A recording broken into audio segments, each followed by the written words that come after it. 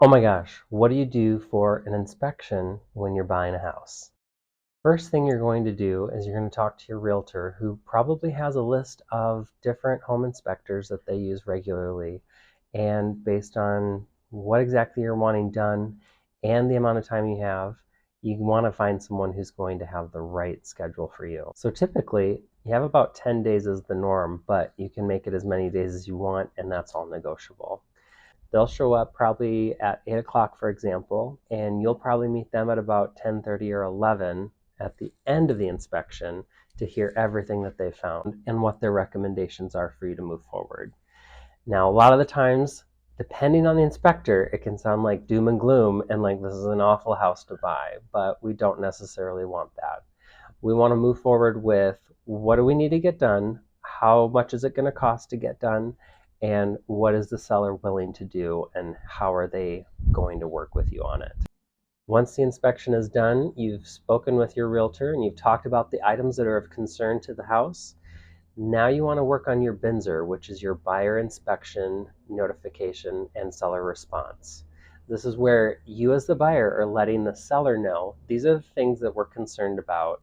We would like you to either fix them, give us a credit towards fixing them, or it's just too much work and we don't want to deal with it. We're going to cancel. And you completely have that right in that point to cancel. The thing I always like to remind my clients on is there is no perfect house out there.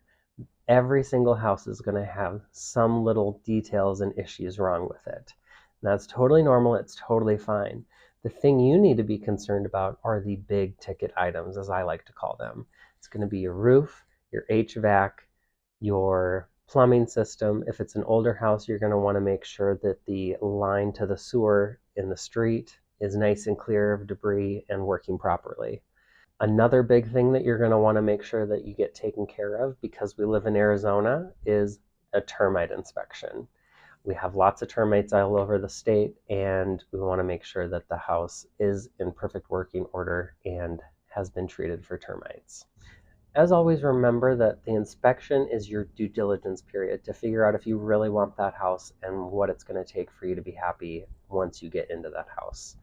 No one wants to take on a big project. Maybe some people do, but most of the time we just want to move in hassle-free.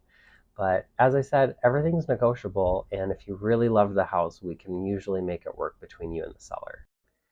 As always, there's lots of different scenarios out there, and if you have questions, please rely on your realtor, me, if you have any questions.